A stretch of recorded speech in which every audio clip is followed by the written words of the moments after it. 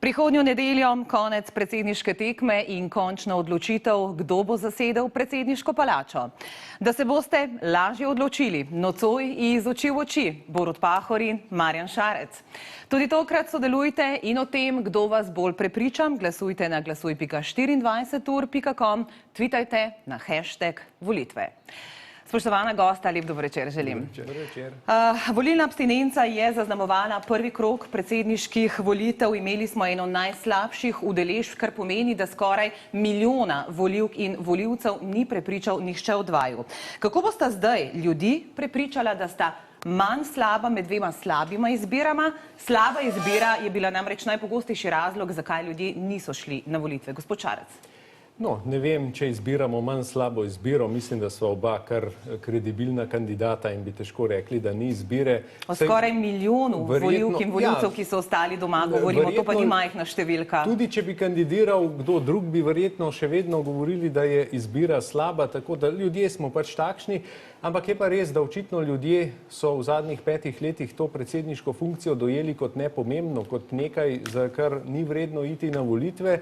In so morda A zato krivite tudi gospoda Pahorja? Ne, nikogar ne krivim. Pravim, da pač ljudje to tako vidijo in pa nasplošno seveda politika do zdaj očitno ni prepričala ljudi, da se lahko resnično kaj spremeni, da se resnično lahko kaj doseže in zato so tudi potem abstinirali z volilno udeležbo in raje ostali doma, ker niso prepričani, da njihov glas šteje, niso prepričani, da bi njihov glas lahko kaj spremenil. Gospod Pahor, kako jih boste vi prepričali?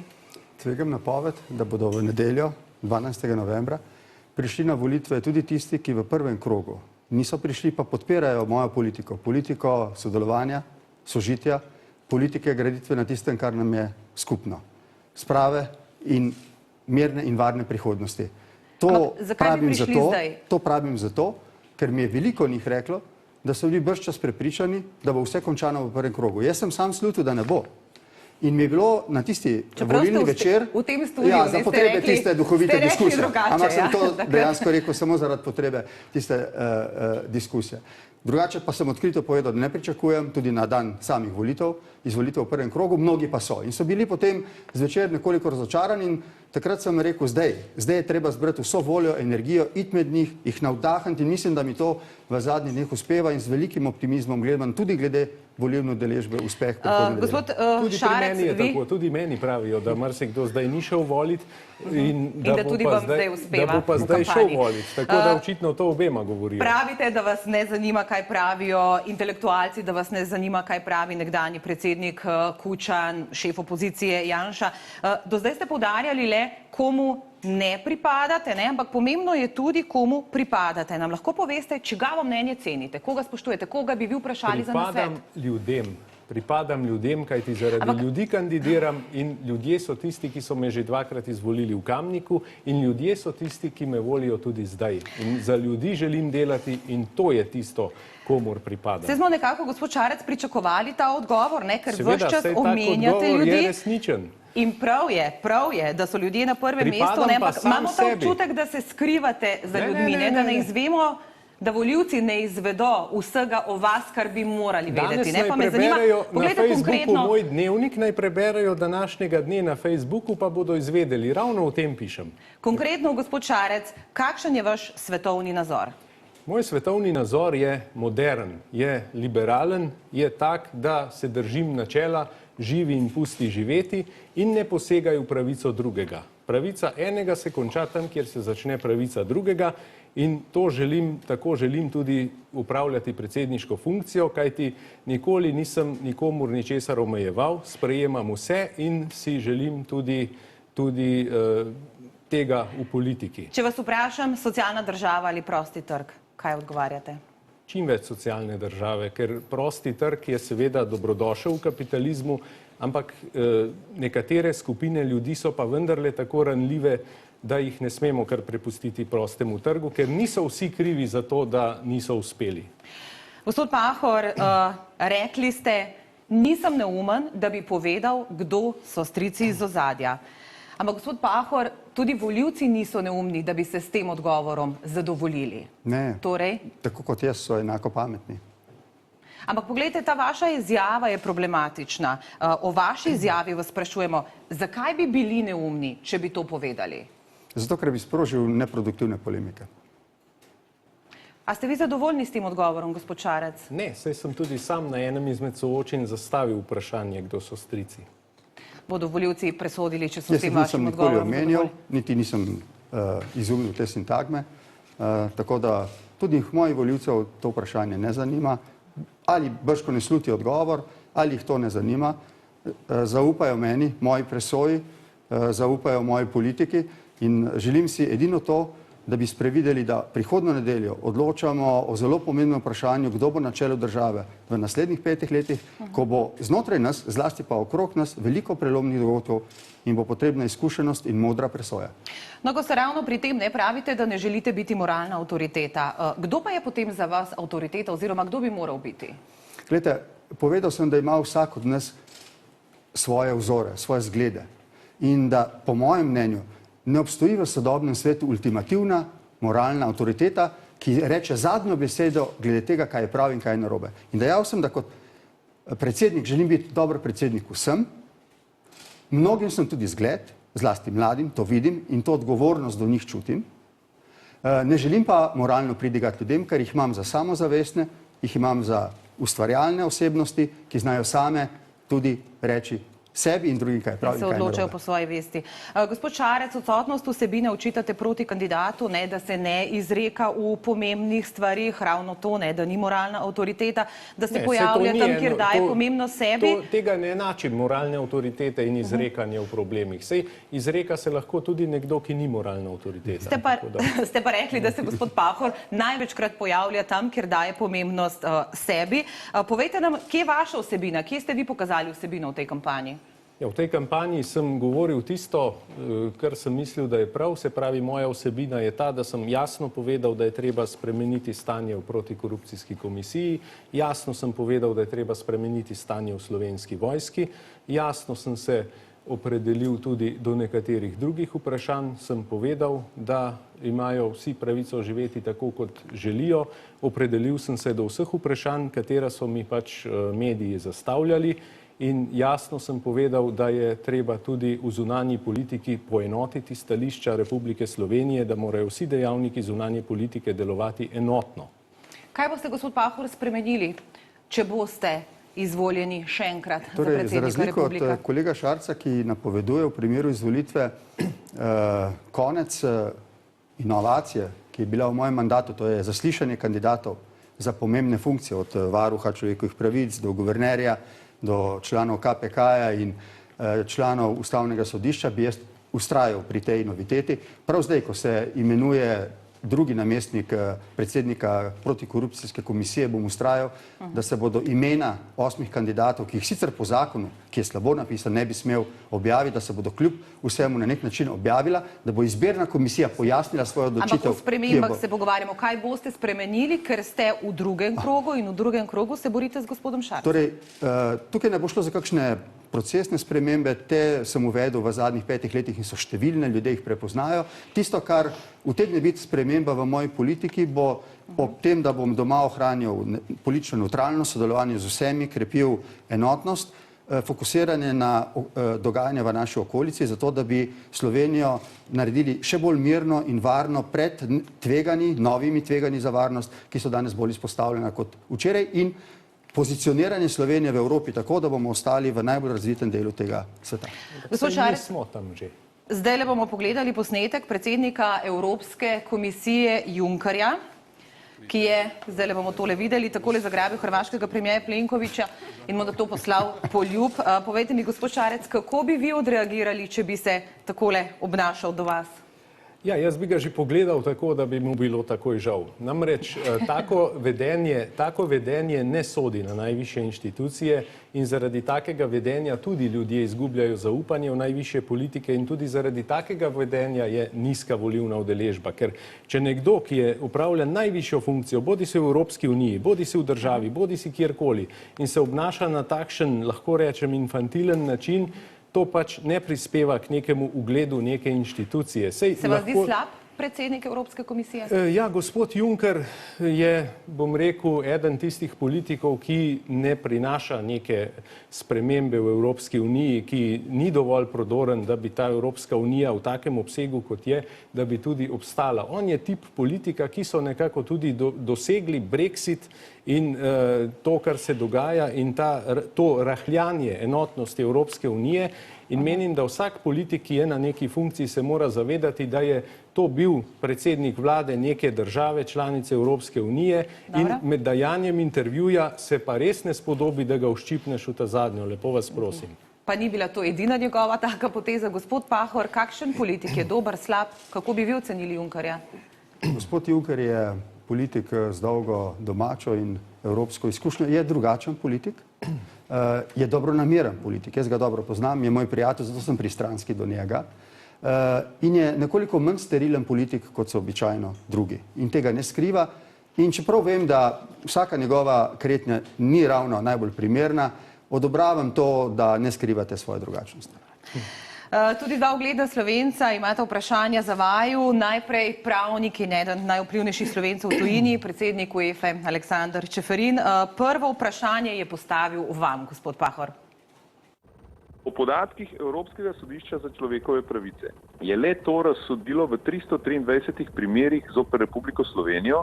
Slovenija je država z največ kršitvami na prebivalca od vseh držav Sveta Evrope. Izgubila je kar v 94% vseh primerov. Ali vas taka situacija skrbi? Zelo. Kot predsednik parlamenta, vlade države sem se prizadeval, da bi naš pravni sistem bil doraslejši vprašanjem, ki se zastavljajo pred njim, ne da ni in potem nekatera vprašanja končajo v Strasbourgu. Ta pravni red je očitno treba dopolniti, tudi minister Klemenčič ima nekaj zamisli za reformo in tudi prihodna vlada jih bo gotovo imela. Po 25 letih lahko ugotavljamo, da pravni sistem, pravni red ni tako robusten, ni tako čvrst, kot bi si želeli in kolikor lahko to stori zakonodajna in izvršna oblast, je to dolžna storiti, da se to popravi. Ampak to, da smo med najslabšimi, je velik fiasko za Slovenijo. Drugo vprašanje za vas, gospod Šarec. Predsednik republike mora v skladu s 104. členom ustave med drugim priseči, da bo z vsemi svojimi močmi deloval za blaginjo Slovenije. V 107. členu so določene pristojnosti predsednika republike. Ali mi lahko poveste, katera od taksativno navedenih pristojnosti vam bo omogočila, da boste delovali za blaginjo Republike Slovenije? Omogočala mi bo pristojnost tudi imenovanja oziroma poskusa razrešitve sedanjega senata protikorupcijske komisije in poskus imenovanja novega, oziroma to je potrebno storiti, ker protikorupcijska komisija ima zelo veliko vlogo pri tem in če vemo, da je korupcija kar precejšen problem, kot ga tudi Slovenke in Slovenci vidijo, je to prva naloga, vzpostaviti protikorupcijsko komisijo kot nek organ, ki ne bo brezzobi tiger, ki bo te poskuse zaznaval in jih tudi preprečeval. In zato se bom zelo močno zavzemal. Tega bi se lotili. Kdaj ste bili nazadnje ponosni na Slovenijo in kdaj ste se naše države nazadnje sramovali? No, prav sramoval se naše države nisem nikoli, ker sem zelo vesel, da jo imamo. Tudi v primeru izbrisanih ne, recimo? Nisem se sramoval države, sramoval sem se tistih, ki so jo vodili. Saj zato tudi kandidiram, zato da bi prišel nov človek, da bi začeli drugače delati, da se ne bo dogajalo, kot se je do zdaj, da ljudje izgubljajo zaupanje v politiko. Želim upeljati neko vseeno bolj asketsko politiko, ne toliko navzven, na šov, na ne vem kaj, ampak na bolj resno politiko, ki bo resnično tako, kot je rekel. Kdaj ste bili nazadnje ponosni? Ponosen si bil pa nazadnje na finalu košarke, zagotovo na naše športnike, pa še veliko krat tudi v kakšnih trenutkih. Gospod Pahor? Jaz sem bil zadnjih 5 let vaš predsednik vseh. Kadarkoli sem stal pred protokolarnimi častmi in je zaigrala slovenska himna, ni zaigrala zame, ampak je zaigrala za vse nas. Kadarkoli slišim himno, kadarkoli vidim lepote naše domovine, pomislim najprej na ljudi in na to, da smo lahko ponosni nase, skupaj lahko dosežemo nezamisljive stvari. Kaj pa recimo to, da še vedno zbiramo zamaške, recimo, ker naše zdravstvo ne deluje tako, kot bi moralo? Večkrat sem povedal, da če je bila kakšna od vladnih politik del mojih opozoril navdiha, vabil, da se spremeni, je bila to zdravstvena politika, celo pri imenovanju nove vlade. Ampak je to recimo nekaj, na kar pa niste ponosni? Vem, da je to težko storiti in zato ne dajem nekih lekcij ne ministrici, ne predsedniku vlade. Vem pa, da dlje, ko bomo oklevali, večja bo nevarnost, da bo to večji problem od bančne luknje. Še dve vprašanji za oba imamo. Ugledno za slovensko znanstvenico, ki proučuje črne luknje, zanima tole. Slovenska znanost je velik ambasador Slovenije v svetu. Naštejte dva velika uspeha slovenskih znanstvenikov v zadnjih letih. Gospod Pahor? Jaz sem z jabolkom navdiha odlikoval slovenske znanstvenice in znanstvenike, ki so odkrili virus proti Ziki. Mislim, da je bilo to eno sijajno dejanje. Morda je bilo v javnosti premalo vidno in zato se mi je zdelo, da je prav, da kot predsednik republike posežem po nekem priznanju. Se še kakšnega spomnite, recimo razen Zike? Ja, seveda, gre za nedavno umrlega znanstvenika, ki je deloval v Združenih državah Amerike. Kljub temu, da je znan po temu, da je oblikoval Boeing 747, je tudi nedavno, tik pred smrtjo, jaz sem govoril z njegovo soprogo, izdelal torej računalniške produkte, ki so v velik navdih v Silicijevi dolini. Gospod Šarec? No, za ta virus Zika sem tudi sam vem, drugače pa je bilo še veliko dosežkov, ampak zdajle se ne bom delal pametnega, ta hip se resnično ne spominjam in je prav, da to iskreno povem. Je pa vem, da je bilo veliko teh dosežkov in je treba znanosti nameniti tudi več, kajti naši znanstveniki so tudi v tujini zelo, zelo priznani in če bomo tudi politiki kdaj tako priznani, potem bo to dobro. Res je. Še eno vprašanje. Prihodnost države je na mladih, torej sta vzgoja in izobraževanje najbolj pomembna služba v državi. Ali menite, da dovolj cenimo poklice vzgojitelja, učitelja, profesorja? Gospod Šarec? Menim, da ta hip ne. Moja žena je profesorica slovenskega in italijanskega jezika in menim, da je učiteljski poklic ta hip premalo cenjen. Vem, koliko dela ima vsak dan za to, da se pripravi, da svojim dijakom snov predstavi in velikokrat dela tudi do polnoči, popravlja teste, tudi zdajle to počne, ta hip, ko poteka to soočenje. Kaj bi pa recimo kot predsednik države naredili za večji ugled teh poklicev? Predvsem bi apeliral na to, da se gospod Štrukelj kot predstavnik sindikata SVIZ najprej zavzame za dostojanstvo tega poklica. Ne gre toliko za količnike, ne gre toliko za same razrede plačne, ampak gre za dostojanstvo učiteljskega poklica, tako kot vsakega drugega poklica, ker vsak človek je rad pohvaljen, vsak človek ima rad občutek, da je delal dobro in da ga kdo ceni. Vi bi torej to povedali gospodu Štruklju, gospod Pahor?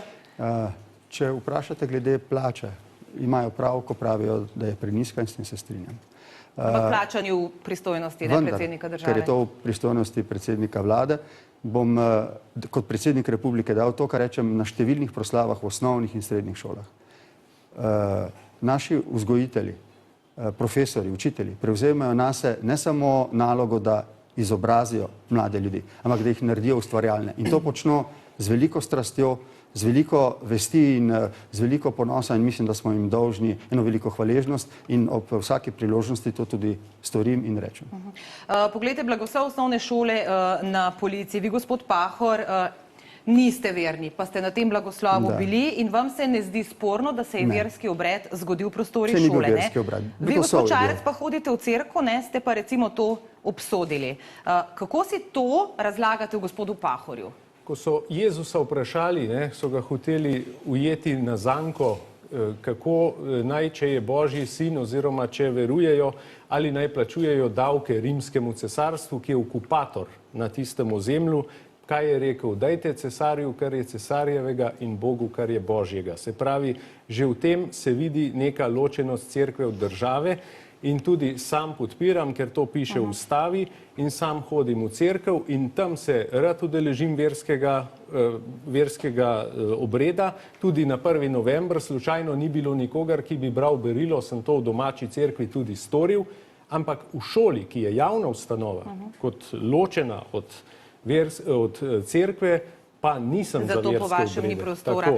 A je gospod Šarec bolj za ločenost cerkve od države kot vi, gospod Pahor? Ne vem, če je ta razlika tako velika. Vsekakor pa za razliko od njega mene blagoslov šole ne moti, tudi blagoslov drugih javnih objektov. Mislim, da gre za del neke tradicije in da moramo tisti, ki sicer zelo V striktno zakonu tako piše, da... Lahko končam? Ja. Da sem del tistih, ki ustrajajo na ustavni ločitvi cerkve in države, vendar pa mislim, da so nekateri običaji, ki nič ne posegajo v vmešavanje cerkve v državo in obratno, ampak so del naše tradicije in ob enem kančku strpnosti se da s tem živeti. Hvala lepa obema. Poglejmo še, kako sta se odrezala, kaj pravijo naši gledalci. Čakamo rezultate. Borut Pahor, za vas je glasovalo 36% naših gledalcev, Marjan Šarec, za vas več, dobrih 63%. Prihodnjo nedeljo torej končni spopad. Lepa hvala obema. Predtem pa ne zamudite še enega soočenja na naši televiziji. Prihodnji petek ob 21. s Petro Krčmar. Nasvidenje.